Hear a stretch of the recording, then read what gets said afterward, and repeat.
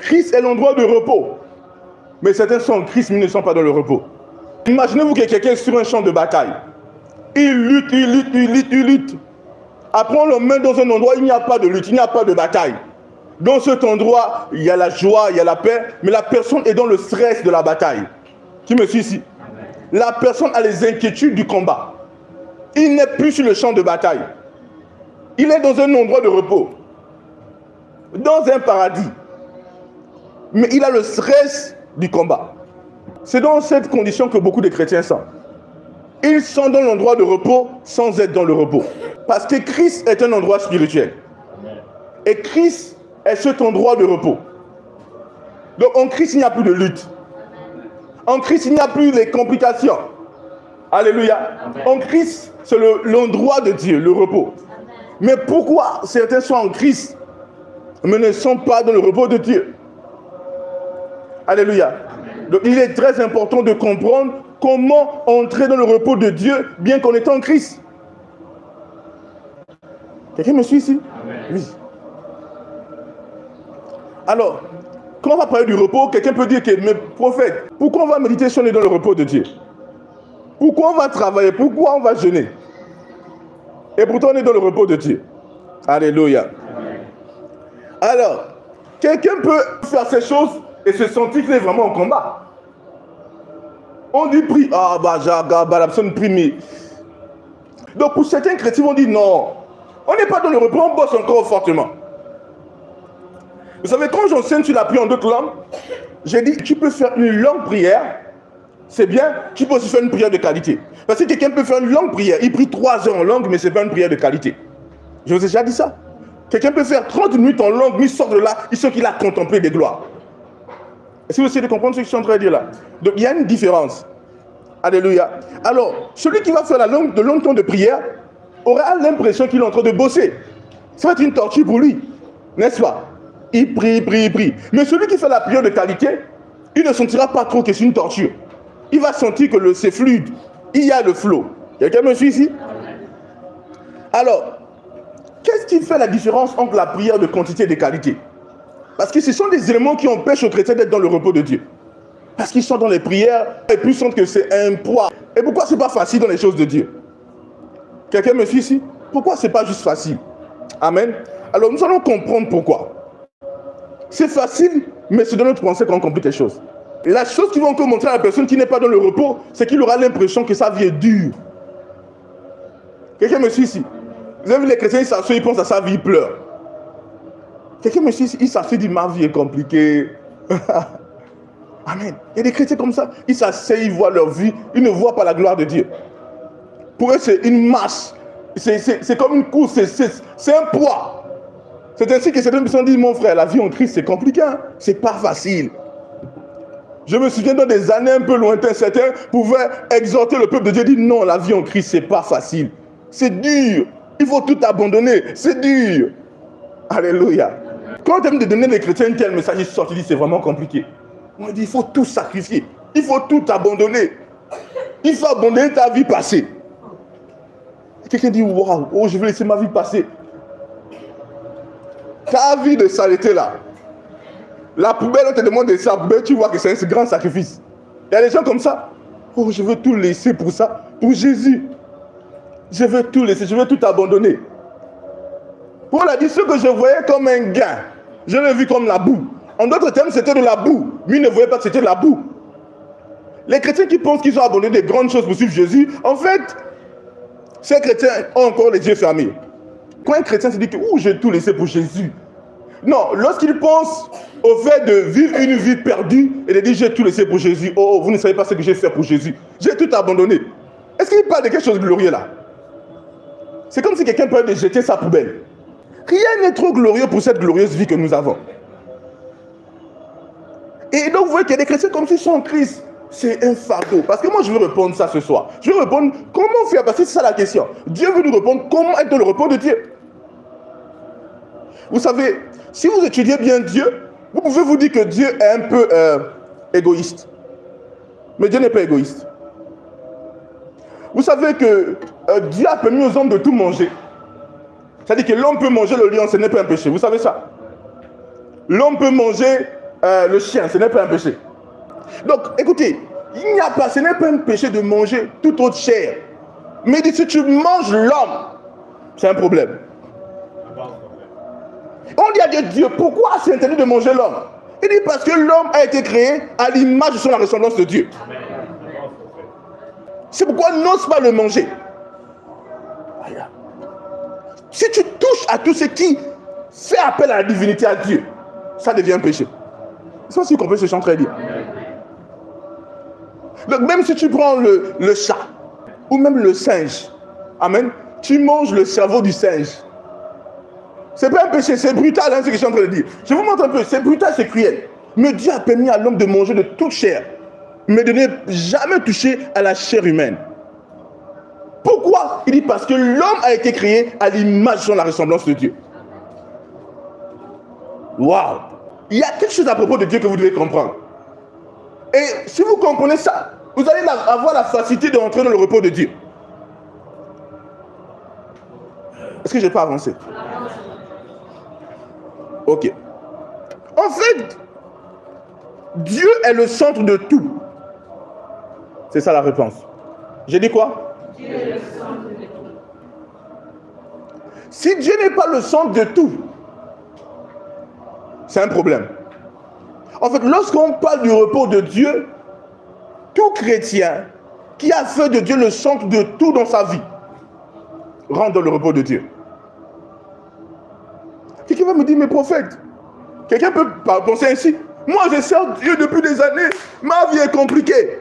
Je vais te répondre. Parce que là, je vais décortiquer ce que je suis en train de dire. Alléluia. Écoutez, prenons ensemble, vous allez voir quelque chose de très important. Philippiens chapitre 4, verset 13. La Bible déclare quoi? Je puis tout par celui qui me fortifie. La version francophone ou la version Louis II dit je puis tout par celui qui me fortifie. Mais la version anglophone, notamment la version King James, dit je puis tout par Christ qui me fortifie. En fait, ici, ce n'est pas celui de manière hasardeuse. Quelqu'un me suit ici, ce n'est pas n'importe qui. Celui-là, c'est Christ. Il dit, je puis tout par qui? Par Christ qui me fortifie. Quelqu'un me suit ici? Donc, si Christ n'est pas ta force, tu ne peux pas tout. Est-ce que j'essaie de parler à quelqu'un ici? Ça, vous devez commencer à attraper ce que je suis en train de dire ici.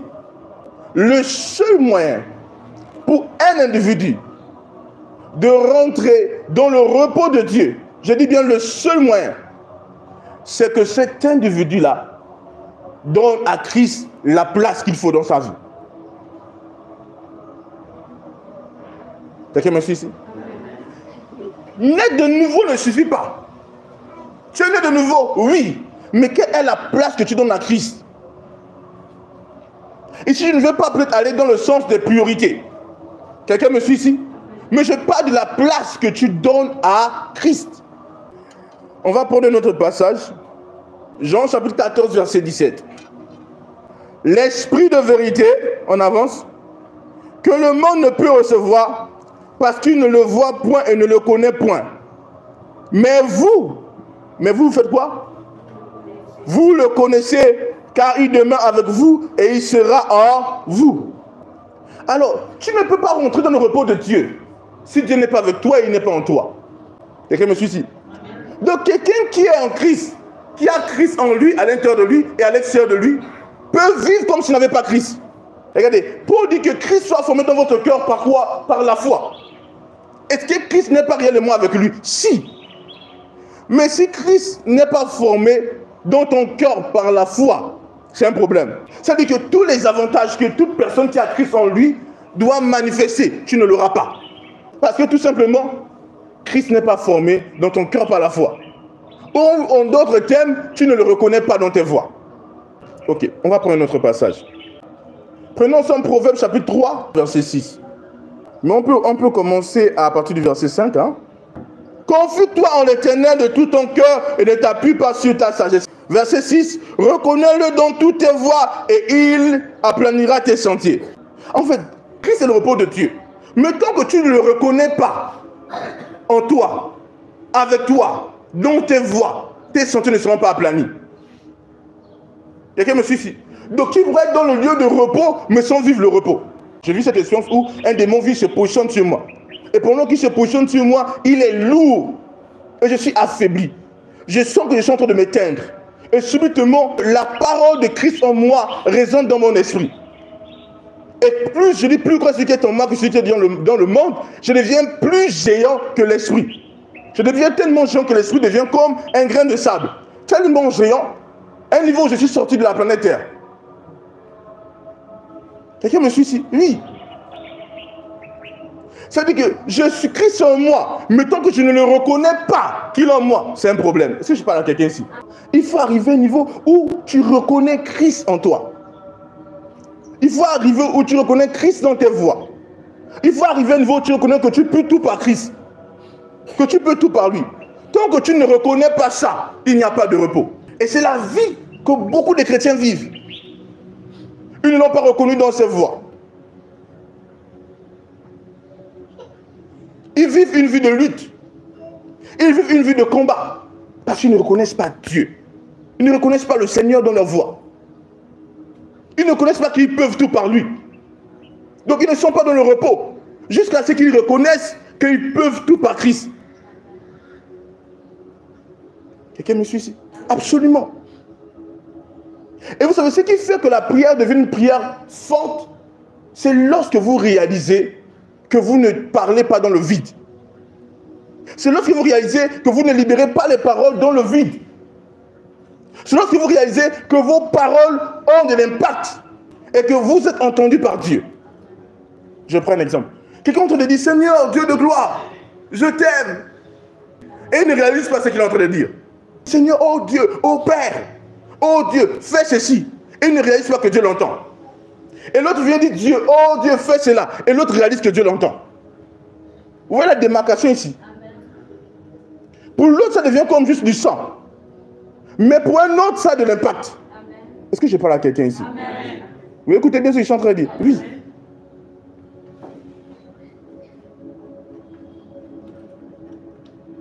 C'est comme ça que certains marchent avec Dieu sans être dans le repos de Dieu. Parce qu'en réalité, ils ne reconnaissent pas Dieu là.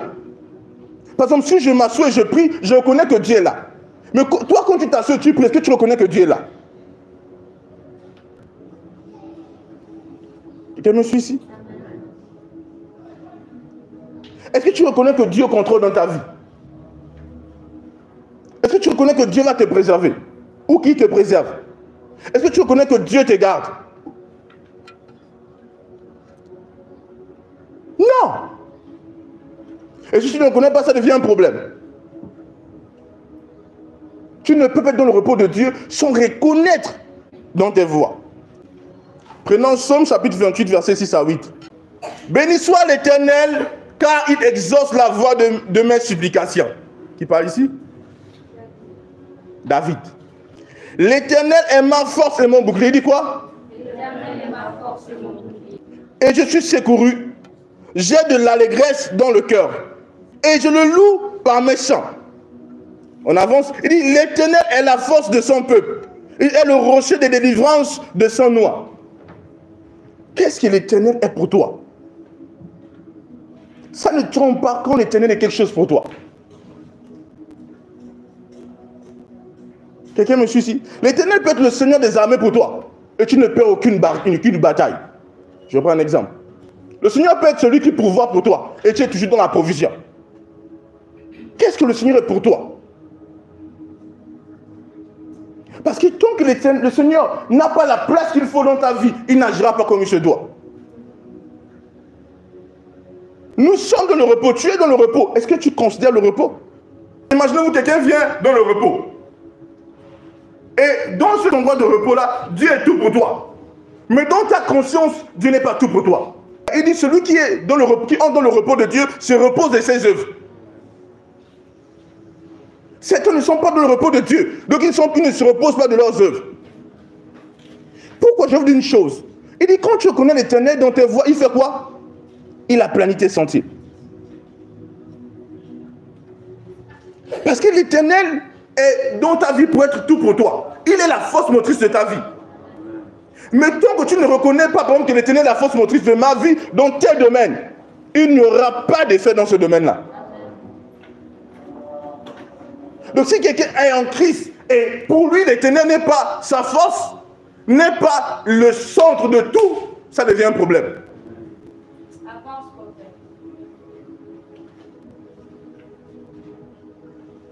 Et il n'est pas dans le repos. Il peut prier au long, pour lui l'Éternel n'est pas sa santé. Pour lui l'Éternel n'est pas sa guérison. Pour lui l'Éternel n'est pas sa victoire. Pour lui l'Éternel n'est pas sa protection. Pour lui l'Éternel n'est pas sa protection. Et pourtant l'Éternel est tout pour lui. Et pourtant il peut tout par Christ. Mais il ne vit rien parce que tout simplement pour lui l'Éternel n'est pas sa force. Il ne peut pas tout par Christ. Quelqu'un me suit ici? Et donc il n'est pas dans le repos de Dieu. Dieu dit, mon fils, pourquoi tu t'agises? Je suis tout pour toi, mais il ne le reconnaît pas. Écoutez, quand vous lisez David, David dit quoi? Il dit, écoutez bien ce qu'il dit. Psaume chapitre 27, verset 1. Psaume de David, l'Éternel est ma lumière. David dit quoi? L'Éternel est ma lumière. Numéro 1. Il dit, et mon salut. Vous savez ce que ça veut dire? L'Éternel est quoi pour toi? Je vous dis, écoutez, c'est tellement simple, mais c'est ça la vérité. Qu'est-ce que l'Éternel est pour toi? Tu peux être à l'église engagé. L'Éternel est quoi pour toi véritablement? Est-il ta lumière? Est-il ton salut? Est-il ta force? Est-il ton repos? Quelqu'un me suit ici? S'il n'est pas encore ça, tu n'es pas de repos. S'il n'est pas ta force, qui va te fortifier? Et puis il est ta force. J'aimerais que vous compreniez très bien ce que je suis en train de dire maintenant. Tu t'agites, Dieu te regarde. Il dit, mon fils, je peux tout. Mais tant que tu ne me permets pas de faire, je ne pourrai pas. Vous devez le comprendre. C'est quoi, il dit quoi? Il dit, tous ceux qui sont conduits par l'Esprit de Dieu sont les fils de Dieu. Qui sont ceux qui sont conduits par l'Esprit de Dieu? L'Esprit est au contrôle. Pour eux, l'Esprit est leur essentiel. Il dit, en lui, j'ai la vie, le mouvement et l'être. Regardez, David dit, l'Éternel est ma lumière. L'Éternel est mon salut. Mais écoutez, ce qui me choque quand on avance, c'est ce qu'il va dire après. J'avance? De qui aurais-je crainte? L'Éternel est le soutien de ma vie. De qui aurais-je peur? Et qui me suit ici? Amen. Toi, pourquoi tu as peur? Parce que pour toi, l'Éternel n'est pas le rocher de ta vie. Il n'est pas ton soutien. Et vous devez comprendre ça. Nous sommes dans une nation où les gens vont défier votre foi. Ils vont défier. Et vous devez comprendre que on dit tout ce qui est né de Dieu triomphe du monde. Et la victoire qui triomphe du monde, c'est la foi. Si tu n'es pas convaincu que l'Éternel est ta force, quelque chose peut t'atteindre. Vous devez le comprendre. Si toi tu es un chrétien, une chrétienne, tu fais les petits, tu comptes à Dieu au village là. Tu sais, un homme doit avoir quelque chose. Le citron chasse les démons. Le citron détruit l'envoûtement. Un peu de sel ici, tu fais ça. C'est que l'Éternel n'est pas ta force. Et tu n'es pas dans le repos. Parce que si tu ne fais pas d'Éternel, ta force, tu ne seras jamais dans le repos. Et pourtant, il est ta force. Mais vu que tu n'as pas fait de lui, ta force, tu ne seras jamais dans le repos. La force pour faire. Trop de combats inutiles parce qu'il n'a pas pris la place qu'il faut. Il dit, reconnais-le dans tes voies. Tu te lances dans une affaire, dans une activité. Tu ne crois pas qu'il va t'aider. Tu ne le reconnais pas dans cette voie. Tu le reconnais, ah, j'ai le salut. Mais tu ne reconnais pas qu'il est avec toi là-bas. Tu ne le reconnais pas dans tes voies, dans ton entreprise, dans ta famille. Tu ne le reconnais pas. Il ne peut pas œuvrer. Est-ce que je n'ai pas avancé? Tu dois le reconnaître dans toutes tes voies. Et il aplanirait tes sentiers. Tu avances avec trop de difficultés, trop de luttes, et pourtant tu es dans le lieu de repos parce que tu ne le reconnais pas dans tes voies. Tu ne le reconnais pas. Et là tu luttes, tu te bats. Tu dis, mais Dieu est où? Dieu te regarde faire. Vous savez comment le Saint-Esprit est? Je vous dis comment il est. Si tu luttes sans lui, il te laissera jusqu'à ce que tu comprennes. Je vous assure, si tu essaies de faire, il va te regarder. Écoutez, lui, non, si tu ne laisses pas la place, il ne force pas. Le Saint-Esprit est comme ça, Dieu est comme ça. Si tu ne laisses pas la place, il ne force pas. Il est un grand roi, il est le maître. Tu ne dis pas, Seigneur, je te laisse ça. Il n'est pas bon. Tu ne dis pas, Père, pour ça. Tant que tu n'es pas conscient. Et ça, ce n'est pas d'abord pour dire, Seigneur, c'est quand tu dis, Seigneur, tu es ma force. Ça t'éveille la conscience. Mais quand tu es conscient que je m'en vais et je sais qu'il est avec moi, c'est là où ça change. Amen. Plusieurs d'entre vous n'êtes pas dans le repos, dans les domaines de votre vie, parce que vous ne faites pas confiance en Dieu. Vous ne le reconnaissez pas dans vos voies. Je vous ai dit, durant le programme de fleuve de guérison, j'étais choqué. Combien j'ai vu des chrétiens qui disent, prophète, il faut prier pour que j'ai la protection. Non, c'est normal pour un chrétien de prier pour la protection. Quand je parle de protection, tu peux recommander à Dieu tes voies à ta sortie. Mais un chrétien qui vit comme s'il a besoin d'une chose qu'on lui donne extérieurement pour mettre. Ou je dis, bon, ok, tu veux la protection, je vais prier pour ça. Au nom de Jésus, tiens ça. Partout où tu pars, garde ça. Non! Christ est en nous. Nous sommes protégés, nous sommes sécurisés. Amen.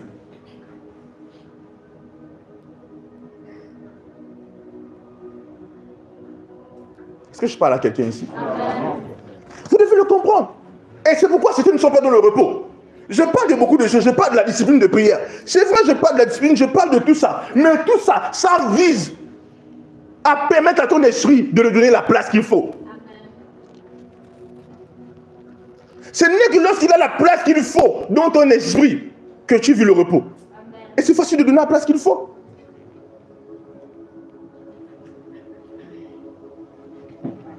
Alléluia. Amen. On avance. Amen. Regardez jusqu'où David va. David était audacieux. David avait tellement donné à Dieu la place dans sa vie que c'était devenu une réalité. Regardez ce qu'il dit. Il dit, quand des méchants s'avancent contre moi pour dévorer ma chair, ce sont mes persécuteurs et mes ennemis qui chancellent et tombent. Oh! Oh God. Vous pouvez marabouter qui? C'est impossible. C'est pas possible. Tu vas essayer, tu vas aller partir d'un autre à un autre, ça ne pourra pas. Ça va marcher à quel niveau? Comment?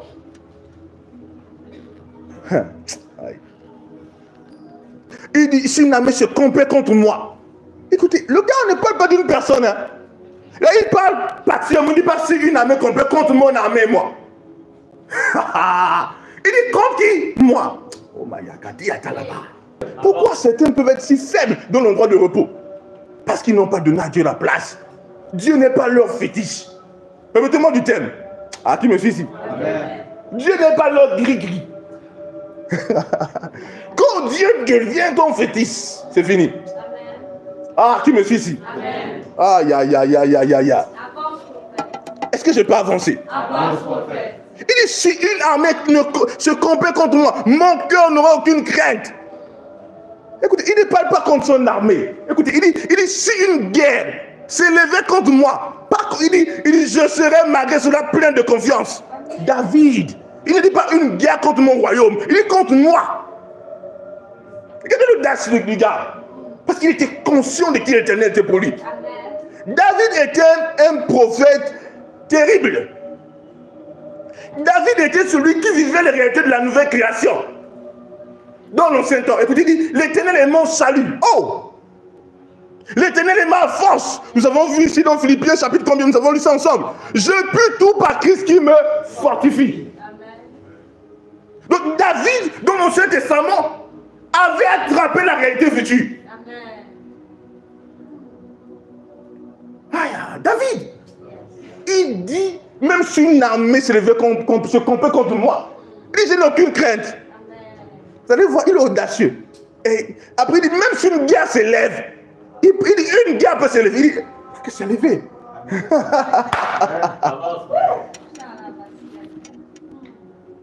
Toi, deux personnes disent à femme là, tu vas voir. Frère, nous avons vécu dans des périodes où l'environnement est hostile à nous. Mais nous sommes plus audacieux. On peut te voir seul, mais tu sais que tu n'es pas seul. Amen. Tu sais que tu es une armée vivante. Ah, je me suis dit.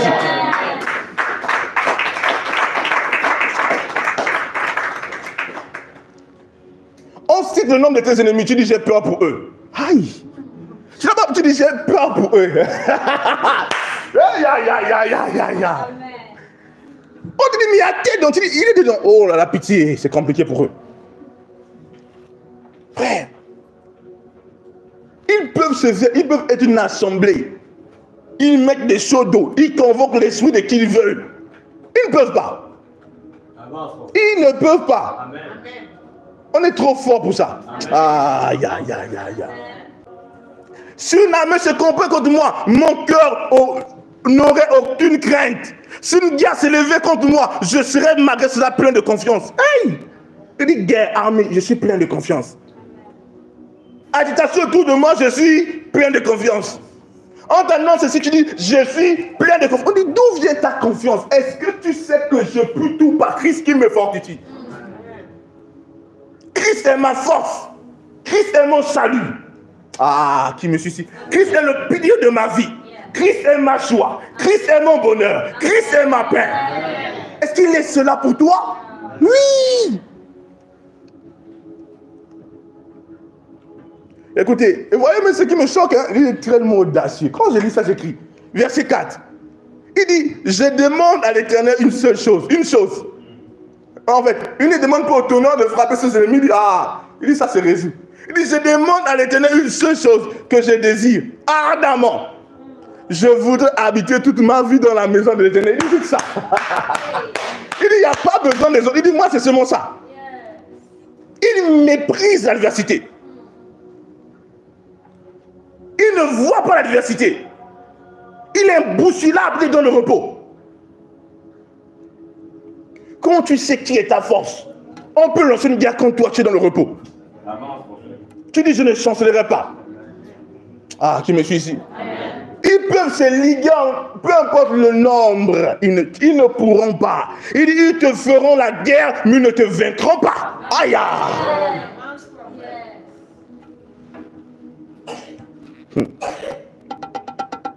Il dit, je voudrais habiter toute ma vie dans la maison de l'Éternel pour contempler la magnificence de l'Éternel et pour admirer son temple. Alléluia. Pourquoi tu n'es pas dans le repos? Pose-toi la question, Dieu est qui pour toi? Il est qui pour toi? Je vous assure, écoutez bien, tu peux être, disons à l'église, mais Dieu n'est rien pour toi. Vous devez le comprendre. Hein? Désolé, hein? Je ne veux pas exagérer. Il est un peu pour toi quelque chose, mais pas ce qu'il faut. Je vous dis la vérité. C'est brut, mais je veux que vous compreniez que la brutalité des mêmes mots pour que vous pesiez l'importance de vous positionner comme il se doit. Si Christ n'est pas ta force, c'est un problème. Si Christ n'est pas ton repos, c'est un problème. Si Christ n'est pas ton pourvoyeur, qui va pourvoir pour toi? Indépendamment des hommes, c'est Christ le pourvoyeur. Vous allez voir que quand vous réalisez que ce que vous êtes et ce que vous allez devenir ne dépend que de Dieu, vous êtes audacieux dans la vie. Il y a des gens qui ne sont pas encore arrivés à ce point où ils savent, ils reconnaissent que tout à propos de ce Dieu. Frère, si ma vie ne dépend pas de Dieu, c'est inutile d'être sur la terre. Je vous dis la vérité, toute ma vie, c'est Dieu, c'est lui mon pilier. Ah mon Dieu. Et c'est ce que Paul dit. Il dit, Christ est ma vie et la mort m'est un gain. Hey! Si vous voyez comment des gens contemplent des choses terribles.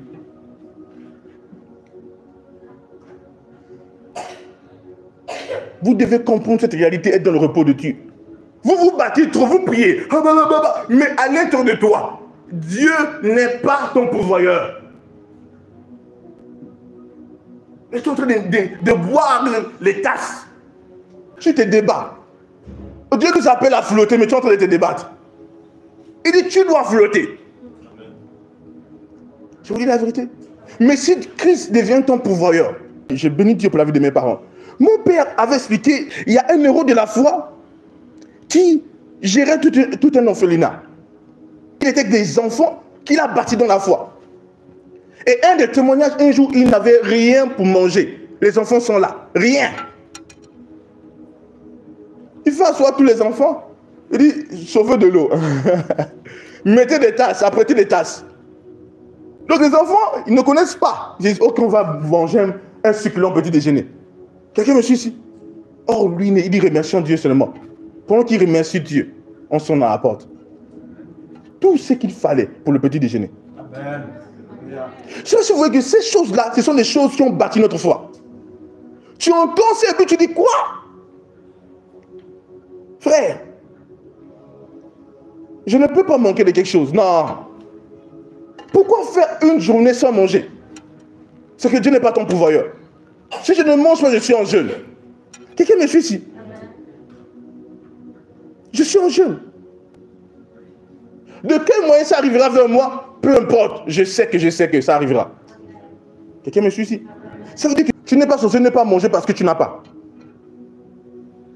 Tu es censé ne pas manger parce que tu as décidé d'être en jeûne. Quelqu'un me suit ici? Oui. Mais tu vois que ça, c'est une dit, mais ça, c'est une folie. Oui, c'est la folie, mais c'est la folie de Dieu. Tu dis, comment ça va arriver chez moi si je n'ai pas? N'est-ce pas? C'est un peu bizarre, n'est-ce pas? Comment ça va arriver si tu n'as pas? Regarde à Dieu. Je vais vous expliquer une chose. Vous savez, beaucoup de personnes n'ont pas appris à marcher dans la foi. Et c'est ça le grand problème. Parce que quand tu n'apprends pas à marcher dans la foi, tu ne grandis pas dans la confiance en Dieu. Vous savez, parfois certains d'entre vous ne comprenez pas. Il y a des moments où Dieu est obligé de vous mettre dans des conditions pour que votre foi se mette en mouvement. Quelqu'un me suit ici? Oui. Tu es là, mais tu ne vis pas par la foi. Il dit, mange, juste vivra par la foi. Tu ne fais pas confiance en Dieu. Tout ce que tu as, c'est peut-être parce que tu as demandé, tu as fait ceci. Ce n'est jamais parce que tu es venu par la foi. Comment grandir dans la confiance en Dieu? Est-ce que j'ai parlé à quelqu'un ici? Oui. Jusqu'à ce que Dieu permet qu'une porte se ferme et dit, tu dois recevoir ces choses du nom de moi. Alléluia. Et là, tu apprends à marcher par la foi. Tu dis, tonton, tel a dit non. Tel a dit non. Tel a dit il n'y a pas. Mais je vis comment? Tu dis, c'est une question. Où moi je suis où? Dieu est qui pour toi? Est-ce qu'il est ton père? Non, non, non, non. En fait, ça, tu arrives pendant que tu apprends à marcher avec Dieu. Tu le vois et tu dis, Seigneur, je te fais confiance en tout cas. Vous savez, je vais vous dire une chose. Dans la santé divine, la marche dans la santé divine est une affaire où parfois tu mets ta vie en jeu face à Dieu. C'est-à-dire quoi? Tu dis, je sais que la douleur est compliquée, je suis peut-être malade, mais s'il faut que je parte, je partis par Dieu. Mais je crois en la parole de Dieu. Dieu délivre toujours le juste des situations. Il dit, celui qui se confie en l'Éternel ne sera jamais confus. Si tu ne t'es jamais confié en lui, c'est normal que tu es toujours confus. Mais si tu te confies en lui, tu mets ta confiance en lui. Ah, Dieu! Ta vie en Christ n'est pas solide. Tu n'as pas appris à faire confiance en Dieu. Tu n'as pas appris à t'appuyer sur lui. Il n'est pas tout pour toi, il n'est pas ta force. Il n'est pas celui qui te rend capable de pouvoir faire certaines choses. C'est pourquoi tu ne peux pas faire beaucoup de choses. Je me souviens dans une classe, on avait fait, je me rappelle de ça, pour donner aussi la foi aux élèves et dans tous les domaines. On avait fait comme une interrogation de maths. Frère, l'interrogation de maths là, je vous assure, je sais que j'avais eu 3 sur 10. Je vous dis la vérité. Mais j'ai tellement mal travaillé que je suis allé prier. Et le soir, il y avait une grande pluie, les tonnerres. Il dit, Seigneur, c'est toi qui fais tomber les tonnerres. C'est toi qui fais ceci. Il dit, Seigneur, je veux la moyenne. Vous savez ce qui s'est passé? J'ai eu la plus grande note. 9,50 sur 10. Ce jour était gravé dans ma tête. Je vous dis la vérité. Il n'y a pas une chose. Si tu te confies en lui pour une chose, la justice, ce que les hommes appellent la tricherie, on peut dire que c'est la tricherie, mais c'est la justice de Dieu. Ah, qui me suit ici? C'est ça. Tu es supérieur à celui qui a travaillé par sa tête. Pour Dieu, tu l'as... Oh my God. Tu es confiant en lui. Tu ne te confies en Dieu en rien. Même pour ta famille, tu ne te confies pas en Dieu. Tu ne te confies pas en Dieu. Est-ce que tu crois que ce Dieu qui t'a sauvé va sauver les membres de ta famille? Il dit, crois en mon nom, je te sauverai toi et toute ta famille. Tu es là, donc tu ne te confies pas en lui. Tu n'es pas dans le repos. Quand tu sais que ce n'est pas toi qui pousse, celui qui pousse, tu te reposes. Amen. Et là, je fais la prière, hein. Mais tu peux ne plus faire les prières. Tu es seulement conscient. On dit, tu n'as rien, on dit, qu'est-ce que tu vas manger le soir? Tu ne t'inquiètes pas, je vais manger. Tu es dans le repos, c'est-à-dire que tu ne fais pas exprès. Les vrais chrétiens anciens. Au-delà de tout ça, certains se sont appliqués à la marche de la foi. Je vous dis la vérité. Il faut oser vivre par la foi. Je ne demande pas de dire que ah, tu n'as rien, puis tu es là en train de dire ah, Dieu, tu m'as abandonné, ah, Dieu, tu m'as oublié. Ça ne marche pas. Tu pleures déjà, tu as abandonné. Tu te dis que, mais quand tu dis Seigneur, je te fais confiance. Écoutez, regardez, notre Père est un Père. Notre Dieu est notre Père. Et il nous apprend à marcher par la foi. Amen. Et dans la manière qu'il nous apprend à marcher par la foi, il nous encourage même. Et la première fois que tu apprends à faire confiance dans un domaine, tu sais que, ah, je n'ai... Mais tu dis, Seigneur, je te fais confiance, tu vas faire. Il va faire, frères et sœurs. Il le fera. Amen. J'ai vécu des expériences où c'est la dernière minute qu'il agit. Ma vie est une vie de foi. Je vais t'expliquer beaucoup de choses. On doit voir le programme à l'église. Ça a minute qu'on crie bonne année. Je n'ai pas de vêtements, pas de pantalon. Je voulais ce que je voulais, je n'avais pas. Au dernier instant, j'ai eu un tailleur qui a fait quelque chose. Je ne sais pas, vous n'avez pas aidé. Je reviens comme ça, je vois quelqu'un, je cherche un pantalon, je vois quelqu'un qui vend des pantalons. J'ai dit des pantalons, c'est pour c'est pour jeter. Je prends un pantalon, je prends. Je dis la vérité. Et vous savez ce qui est bien, c'est qu'à chaque fois que j'ai porté cette tenue-là, quand je viens à l'église, waouh, il y a une gloire. Parce que ce qui est obtenu par la foi a une autre qualité de gloire. Ah, c'est une autre qualité de gloire. Hey! Frère, l'argent que tu obtiens par la foi, la chose que tu obtiens par la foi, vaut mieux que ce que tu obtiens par une autre manière. Osez vivre par la foi. C'est quoi vivre par la foi? C'est juste être dans le repos de Dieu. Seigneur, je te fais confiance, tu vas pouvoir. Parfois tu dis pas Seigneur, fais, ou tu ne te déclares pas. Parfois tu ne parles même pas. Je sais qu'il va faire.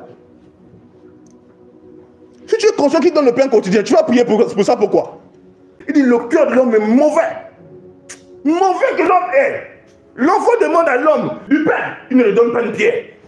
Il demande du poisson, le pauvre ne donne pas un serpent, il lui donne véritablement le poisson. Il dit à combien plus forte raison moi? Il dit même si des parents abandonnent les enfants, même si une mère abandonne son enfant, le fruit de son entrailles, il dit moi l'Éternel, je ne t'oublierai jamais. Confie-toi en l'Éternel. De fois tu te dis appuie-toi sur moi. Oh God, oh alléluia. Hey! Si le Seigneur dit non, écoute, calme-toi. Je suis là. Oh my God. Il te le dit ce soir, il dit je suis là, ne t'inquiète pas. Il dit ne t'abat pas. David dit mon âme ne t'abat pas. Hey! L'Éternel est ton Dieu. Hey! Alléluia. Tu te trouves dans quel zone pendant que je parle? Tu n'as pas appris à compter sur Dieu, à faire de lui ton tout.